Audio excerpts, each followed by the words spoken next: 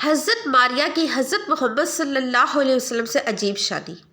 مصر کے بادشاہ کی طرف سے بھیجی گئی ماریہ نامی کنیز کو رسول اللہ صلی اللہ علیہ وسلم نے اپنی خدمت کے لیے رکھ لیا، لیکن جب وہ حمل سے ہوئی تو منافقین مدینہ کہنے لگے کہ محمد کی باندی بغیر شادی کے حاملہ ہے۔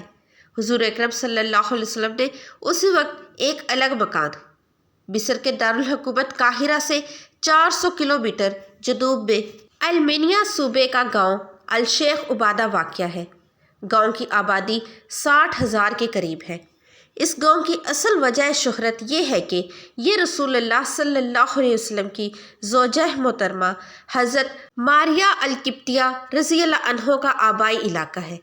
حضرت ماریہ کو مصر کے حاکم المقوقس کی جانب سے 7 ہجری میں پیغمبر اسلام کی خدمت میں بطور ہدیہ پیش کیا گیا تھا۔ آپ کا پورا نام ماریہ بنت شامون ہے۔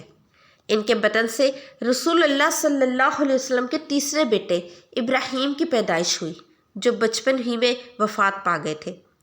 رسول اللہ صلی اللہ علیہ وسلم نے حضرت حاطب بن ابو بلتہ رضی اللہ عنہ کے ذریعے مصر کے حاکم المقوقس کو ایک خط ارسال کیا، جس میں اسے اسلام کی دعوت دی گئی تھی۔ المقوقس نے بھی جوابی تحریر پیغمبر اسلام کو ارسال کی اور ساتھ ہی 2 باندیاں 4250 گرام سونا اور 20 عدد قیمتی کپڑے بطور ہدیہ ساتھ بھیجے۔ ہدیہ کی جانے والی باندیاں سیدہ ماریہ بنت شمعون اور ان کی بہن سیرین تھیں۔ رسول اللہ صلی اللہ علیہ وسلم نے حضرت ماریہ کو اپنی ملکیت میں لے لیا اور ان کی بہن سیرین کو اپنے صحابی حضرت حسان بن ثابت رضی اللہ عنہ کو دے دیا۔ جس گاؤں میں حضرت ماریہ کی پیدائش اور پرورش ہوئی اس کا نام شیخ عبادہ ہے۔ یہ گاؤں صحابی رسول حضرت عبادہ بن الصامت رضی اللہ عنہ کے نام سے منسوب ہے۔ حضرت ماریہ کے گھر اور ان کے نام سے ایک مسجد کی باقیات کے آثار ابھی تک اس گاؤں میں پائے جاتے ہیں۔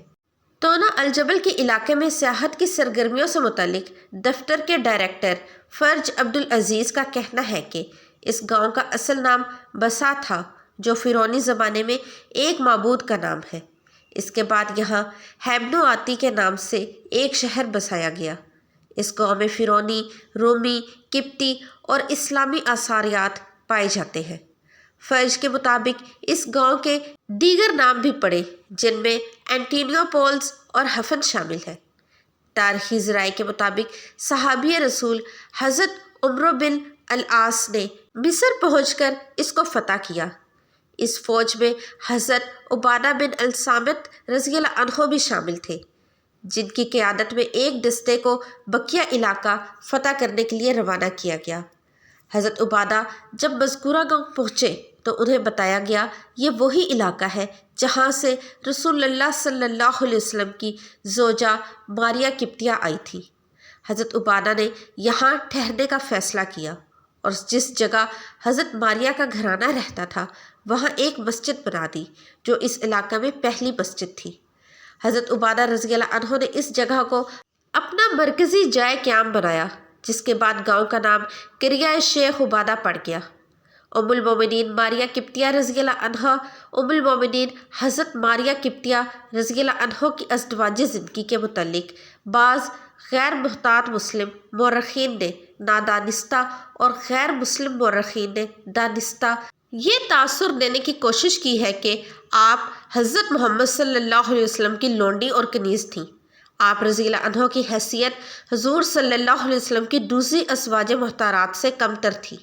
تحقیق سے معلوم ہوتا ہے کہ آپ رضی اللہ عنہ کی حیثیت ایک کنیز کی ہرگز نہ تھی، بلکہ حضور صلی اللہ علیہ وسلم نے آپ رضی اللہ عنہ سے باقاعدہ نکاح فرما کر آپ کو ازواج محترمات میں شامل فرمایا تھا۔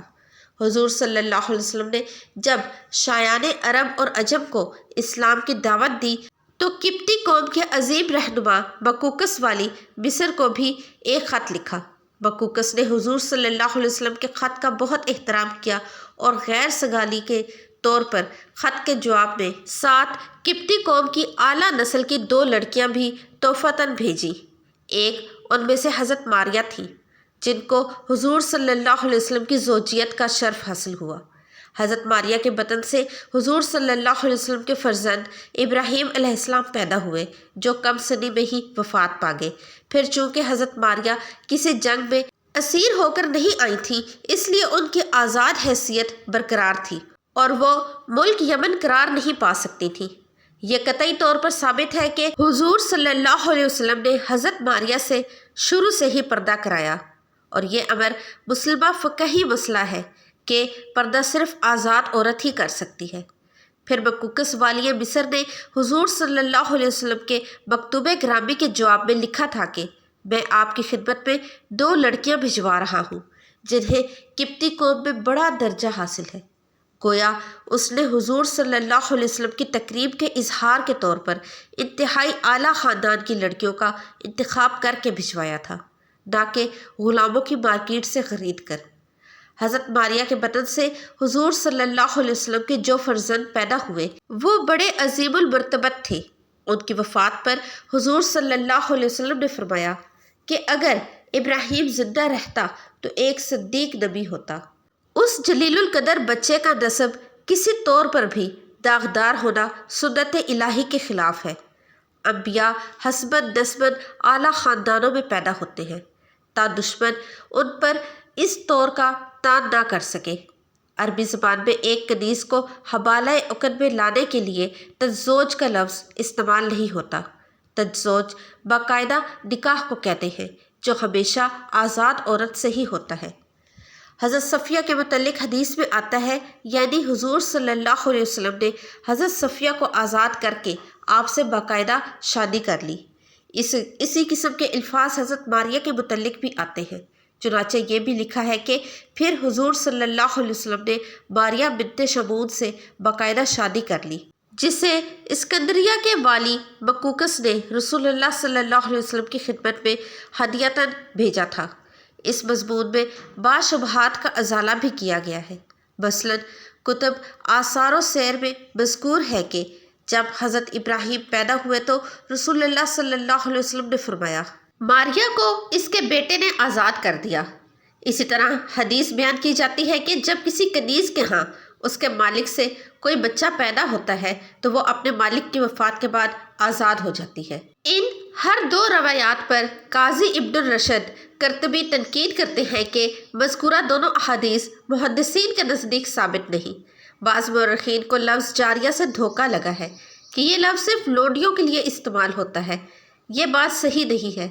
حضرت عائشہ رضی اللہ عنہ اپنے متعلق واقعہ افق کے ذکر میں جاریہ کا لفظ استعمال فرماتی ہے۔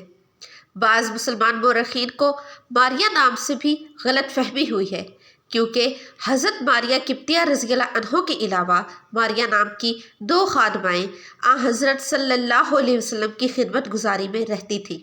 ایک ماریہ جو جاریۃ النبی کہلاتی تھی، ان کی کنیت ام رباب تھی، اور دوسری ماریہ خادمۃ النبی کہلاتی تھی۔ یہ مسنہ بن سہلے بن مہران عمرو بن حریث کی دادی تھی۔ ان دونوں خادماؤں کے حضرت ماریہ کے ہمنام ہونے کی وجہ سے واقعات میں التباس پیدا ہو گیا۔ دوسرا خط نجاشی شاہ حبشہ کے نام تھا۔ نبی کریم صلی اللہ علیہ وسلم کے دور میں حبشہ ایک سرسبز اور شاداب اور خوشحال ملک تھا۔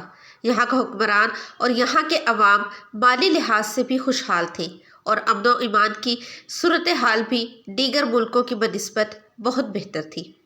حبشہ کا حکمران عادل اور نیک دل تھا، اسی لیے نبی اکرم صلی اللہ علیہ وسلم نے نبوت کے 5ویں سال اپنے صحابہ کو حکم دیا تھا کہ وہ مکہ کو چھوڑ کر حبشہ کی جانب ہجرت کر جائیں۔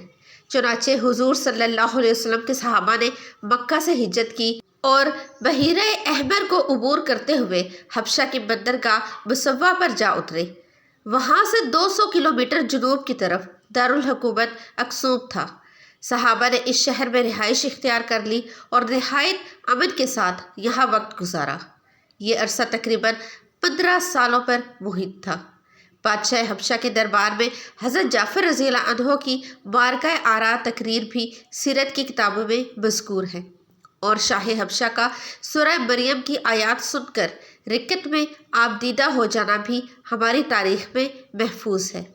اس بادشاہ کا نام اسہمہ بن ابجر تھا اور نجاشی اس کا لقب تھا۔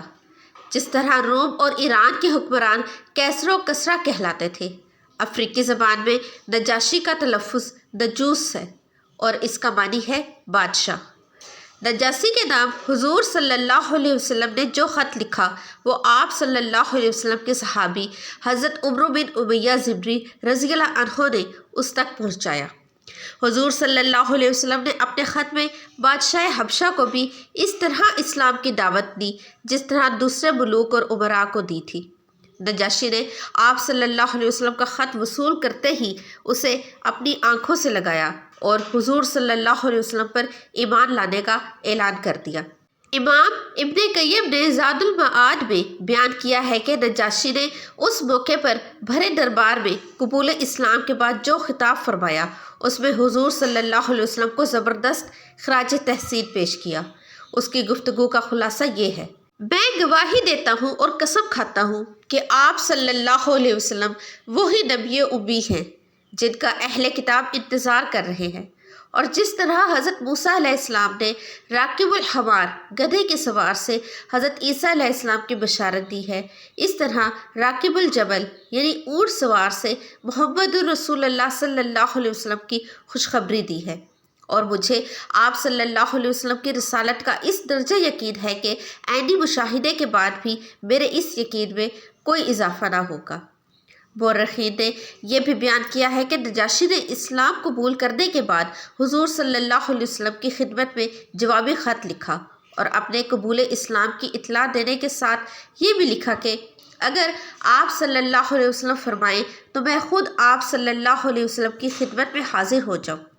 نجاشی کا خط لکھ کر اس کا بیٹا اور ولی عہد 60 آدمیوں کے ہمراہ بذریعہ کشتی حجاز کی طرف روانہ ہوا، مگر بدقسمتی سے یہ کشتی سمندر میں ڈوب گئی اور اس میں سوار لوگ جاں بحق ہو گئے۔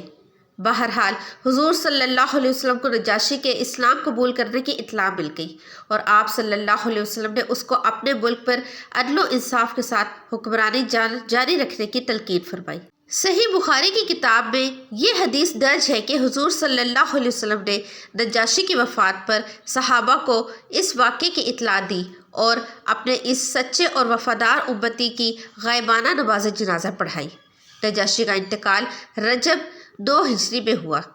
حقیقت میں تو نجاشی حضرت جعفر رضی اللہ عنہ اور ان کے ساتھیوں کی دعوت اور تبلیغ کے نتیجے میں ہی مسلمان ہو چکا تھا، مگر حضور صلی اللہ علیہ وسلم کا خط ملنے پر اس نے باقاعدہ اپنے اسلام قبول کرنے کا اعلان کیا۔ وقت کے تمام بادشاہوں اور حکمرانوں میں یہ شخص سب سے زیادہ خوش نصیب تھا۔ مصر کے حکمران کا نام بکوکس تھا، اس کے نام بھی حضور صلی اللہ علیہ وسلم نے خط لکھا جو حضرت حاتب بن ابی بلتہ اس کے پاس لے کر گئے۔ بکوکس نے حضور صلی اللہ علیہ وسلم کا خط پڑھ کر پوچھا کہ کیا یہ نبی نہیں؟ حضرت حاتب نے جواب دیا، کیوں نہیں؟ آپ اللہ تعالیٰ کے نبی اور رسول ہیں۔ بکوکس کہنے لگے، تو پھر کیا وجہ ہے کہ جب انہیں ان کی قوم نے ان کو گھر سے نکالا تو انہوں نے بددعا نہ کی؟